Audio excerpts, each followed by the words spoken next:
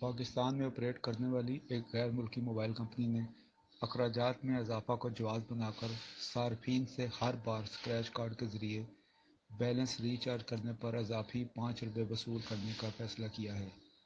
اس حوالے سے mobile operator کی جانب سے صارفین کو ایک ایس ایم ایس بھیج کر آگاہ کیا گیا ہے۔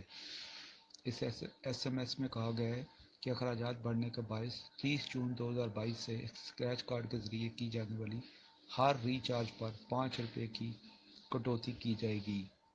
کمپنی نے کہا ہے due to higher cost of fulfilment from 30 June 22 cost of ₹5 will be deducted from consumer balance on every recharge through scratch card۔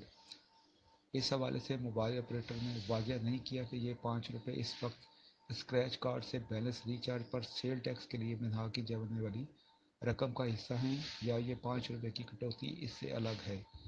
اس حوالے سے ابھی پاکستان ٹیلی کمیونیکیشن اتھارٹی کی جانب سے کوئی بیان سامنے نہیں آیا۔ تاہم اس ایس ایم ایس کے بعد ٹویٹر پر صارفین نے رد عمل کا اظہار کیا ہے۔